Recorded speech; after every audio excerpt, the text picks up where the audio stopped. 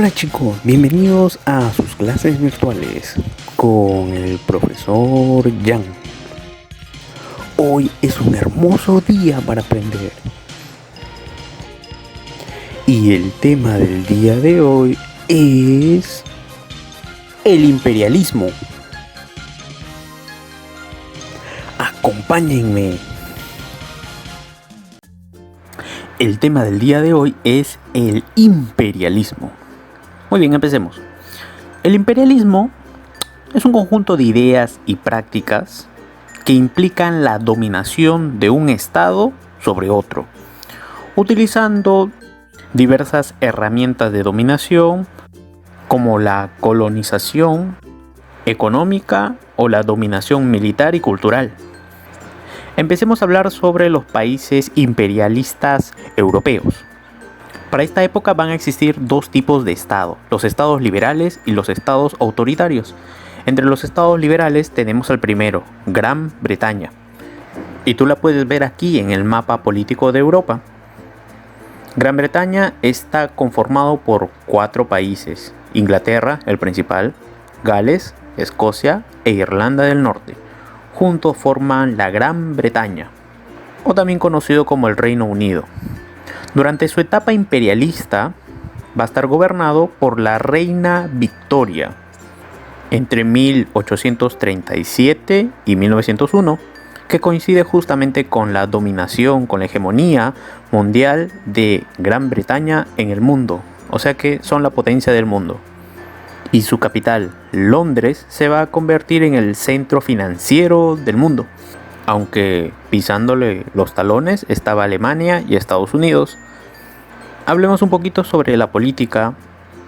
Inglaterra, específicamente Londres, sufría de grandes libertades. Por ejemplo, era muy importante el Parlamento inglés, o lo que nosotros conoceríamos como el Congreso. Es que la reina no era una reina absoluta, sino que cogobernaba con el Parlamento. Y dentro de este habían 2 partidos políticos en su mayoría. Por un lado están los Tories, que son conservadores, terratenientes. Y por otro lado tenemos a los Whigs, que son liberales industriales. Es así que la existencia de estos 2 partidos políticos pues va a proyectar cierta imagen democrática, y que cada sector de la población tiene su representante, tiene voz y voto dentro de las decisiones del gobierno. Y mira que sí se consiguieron muchos beneficios para la población, entre uno de ellos que el voto sea secreto. Asimismo también se desarrollaron reformas sociales y políticas en favor de los obreros, y se permitió que estos mismos también formaran sus movimientos para así conseguir mayores beneficios para este sector. Dar todas estas libertades a la población, pues en cierta forma no les daría la excusa necesaria para que en Inglaterra se diera algún tipo de revolución parecida a la Revolución Francesa. Así que la población se mantuvo contenta y en cierta forma feliz. Ahora hablemos de Francia, el país de Ratatouille. Francia, que tú lo puedes observar aquí en el mapa, vivía cierta etapa difícil. Francia vivía su segunda república y en ella el presidente era Luis Napoleón Bonaparte, que es el sobrino del Napoleón que todos conocemos. Pero a pesar que era presidente, dio un golpe de estado. Es así como se va a convertir en emperador de Francia y se va a denominar Napoleón III. Sí, y aquí tú puedes ver la bandera imperial. Pero a pesar de que fue una dictadura, dio ciertas libertades y poco a poco empezó a darle poder a la Asamblea Legislativa, o sea, su Congreso. E incluso estableció la libertad de prensa. Mira tú qué clase de emperador. Pero de todas maneras, su imperio terminó por caerse. Lo que pasa es que Francia se fue a la guerra con el reino de Prusia. Prusia es lo que actualmente nosotros conocemos como Alemania. Y bueno, como perdió la guerra, pues muchos empezaron a dejar de creer en el imperio de Napoleón III. Lo sacan del poder y se forma la Tercera República de Francia y se vuelve nuevamente a un sistema democrático liberal. Ahora hablemos sobre los estados autoritarios. Primero hay que hablar sobre el Imperio Ruso. Recuerda que Rusia tiene una gran extensión. Es un país que se ubica en dos continentes a la vez. Una pequeña parte en Europa y una gran extensión en Asia. Mira nada más el tamaño de Rusia a comparación del Perú. Chiquitito. En Rusia, el emperador se llama zar y mantiene un poder absoluto junto a la iglesia. En el caso de Rusia, su economía era básicamente agrícola y no había mucha industria desarrollada. También es de recalcar que debido a la gran extensión de Rusia, pues habían muchas etnias culturales que vivían dentro de sí. Allí podemos encontrar a polacos, personas que viven cerca al mar Báltico, bielorrusios y una sinfín de etnias. Ahora hablemos sobre el Imperio Prusiano. Para esta época, siglo XIX, Prusia está conformado por lo que actualmente conocemos como varios países. Por ejemplo, Alemania, Polonia, un pedacito de la República Checa y también un pedacito del país de Austria. Todos ellos juntos forman el Imperio Prusiano. Y en Prusia el emperador se llama Kaiser. Un Kaiser importante fue Guillermo I. Hay que recordar que Alemania a lo largo de su historia ha tenido 3 Reich. El primer Reich es el Sacro Imperio Romano Germánico. El segundo Reich es el Imperio Prusiano. Y finalmente el tercer Reich es el Imperio Nazi. De Hitler, obviamente. Pero regresemos, estamos hablando del segundo Reich, de Guillermo I. Una de las características de este segundo Reich es que el Kaiser gobierna junto con el Parlamento, el Reichstag. El Reichstag aprueba leyes y realiza los presupuestos que va a gastar el Kaiser.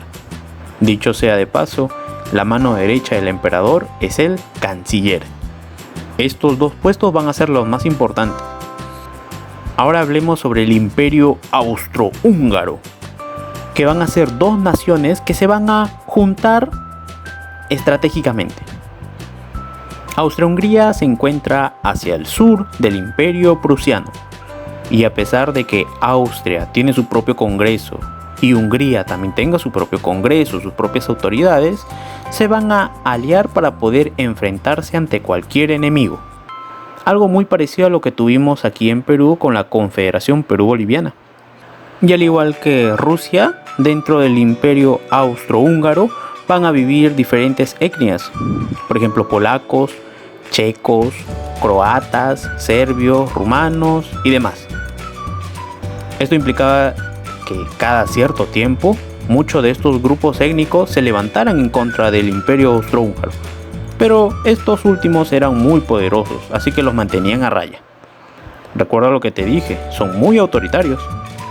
Hablemos ahora sobre otro imperio, el Imperio Otomano, o sea, el Imperio de los turcos. Pero este tuvo una mala suerte, ya que en un inicio este imperio tenía muchos territorios, pero conforme fue pasando el tiempo y debido a la mala administración de los sultanes, que son los que gobiernan el Imperio Otomano, pues van a perder territorio, hasta que finalmente van a terminar por conformar un país pequeño, como es la actual Turquía. Ya te había dicho que el que gobernaba el Imperio Otomano era el sultán. Es de resaltar que en el siglo XIX aparecieron unos jóvenes intelectuales turcos que intentaron reformar el sistema del imperio y lograron la creación de una constitución en la cual se hablaba sobre igualdad de derechos, libertades individuales pero sin embargo el sultán Abdulhamid II logró suspender esa constitución y nuevamente se estableció un gobierno absoluto. Pobres jóvenes intelectuales, al menos la lucharon. Ahora hablemos sobre el imperialismo. Como tú recordarás, el capitalismo está dividido en 3 fases. La primera fase mercantil, la segunda industrial y la tercera imperial. Es aquí cuando vamos a ver que el imperialismo es esta búsqueda de nuevos mercados en base a la dominación de una metrópoli o gran potencia extranjera. Pero también tenemos que hablar sobre la apertura comercial y la gran movilización de personas de un lugar a otro que esto conllevó, trayendo consigo también una integración cultural. Pero siendo sinceros, los que más sufrieron este proceso de dominación fueron los continentes de África y Asia. Hablemos sobre la expansión imperial. Empecemos por África. África fue dividido en la Conferencia de Berlín en 1885. Prácticamente se repartieron África como si fuera una torta de cumpleaños. Una tajada para Francia, una tajada para España, otra para el Reino Unido, otro pedazo para Alemania, para Bélgica y tantos otros. Prácticamente los europeos se hicieron un buffet con todo este continente. ¿Y qué pasó con la población que vivía en África? Pues en algunos casos los obligaron a trabajos forzados y en otros casos los vendían como esclavos. Pero sin duda los que mayor aprovecharon todo este territorio fueron los franceses y los ingleses. Es por ello que Francia era la segunda potencia para esta época. Pero los que eran más sangrientos con la población y la explotación es sin duda el Imperio belga. Te recomiendo leer El sueño del Celta de Mario Vargas Llosa para que sepas cómo se explotaba en el Congo de Bélgica. Lo mismo le ocurrió a Asia. Muchos territorios pasaron a manos de los europeos. Aquí vas a poder ver a holandeses, turcos y hasta los norteamericanos ingresaron también por una porción de territorio. Es por ello que posteriormente vamos a ver muchos países que van a pelear por su independencia.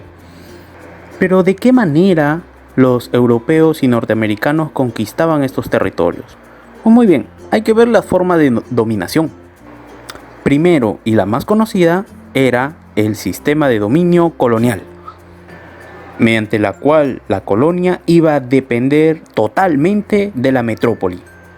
Recuerda que la metrópoli es la potencia que se va a hacer a cargo de una colonia y que va a controlar la política, la economía, los recursos, todo de una colonia. Por otro lado tenemos al protectorado. En un protectorado, la metrópoli solamente se va a encargar de las riquezas de este otro país. Pero de la política o la economía, ahí no se mete.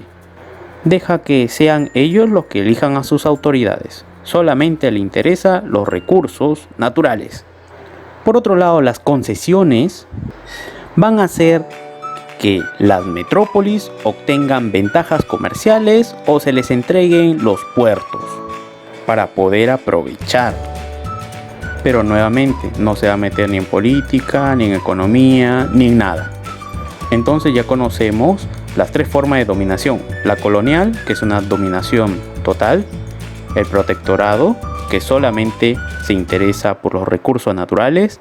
Y las concesiones, que solamente se interesa por los puertos.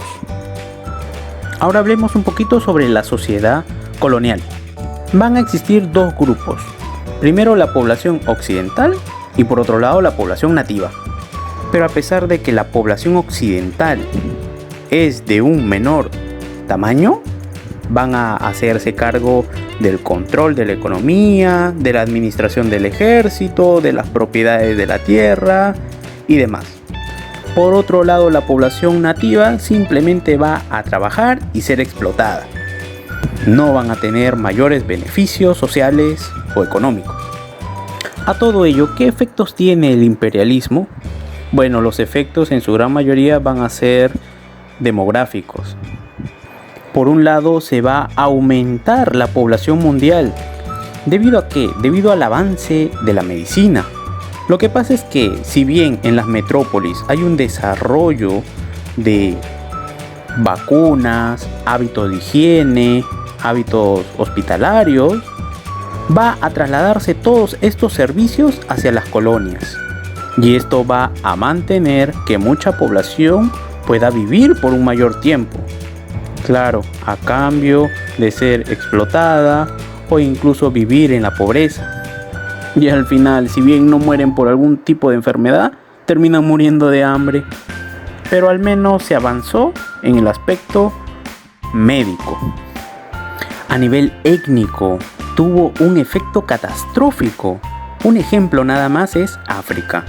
En África vivían diferentes etnias, pero con la repartición y la delimitación que estaban haciendo los europeos dentro de África, pues se crearon muchos países en los cuales etnias compartían territorio. Por lo tanto, vamos a decir que casi todos los países que van a surgir en el siglo XIX en África como en Asia, pues no van a ser países que surjan por decisión propia, sino que van a ser países y fronteras impuestas por los europeos. Por eso es que una vez que estos países consigan su independencia, van a empezar a enfrentarse entre ellos, debido a que muchas tribus van a querer juntarse entre ellos y otros van a querer mantenerse independientes. Es por ello que trajo un efecto catastrófico y provocó muchas guerras civiles dentro de estos continentes. Por otro lado, a nivel cultural, trajo un proceso que se llama aculturación, que consiste en que europeos, al traer su civilización, su cultura, su lengua, sus tradiciones, trataron de borrar del mapa las culturas, tradiciones o hábitos propias de las tribus, haciendo que se pierdan muchas tradiciones ancestrales. Es así que muchas culturas se pierden a lo largo del siglo XIX.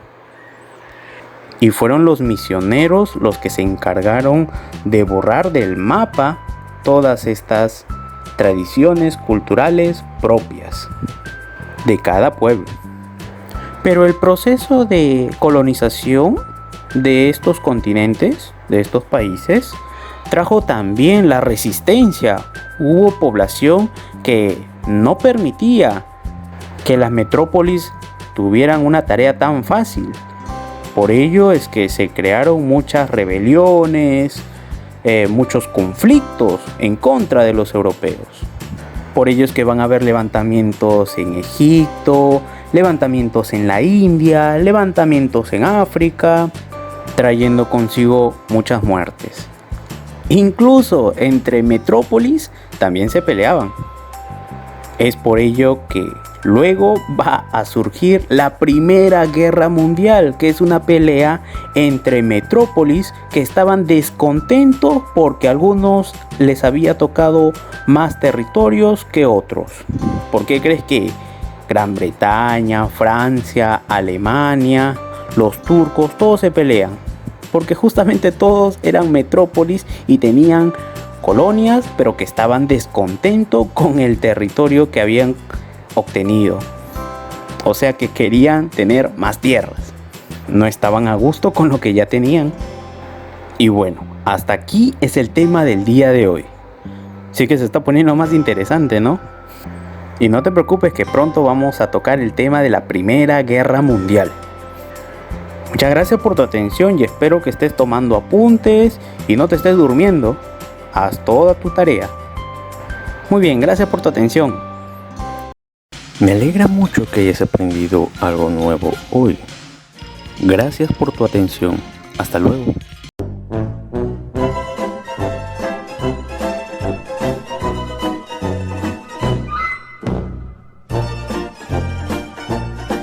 Me siento Besitos, besitos, chao, chao.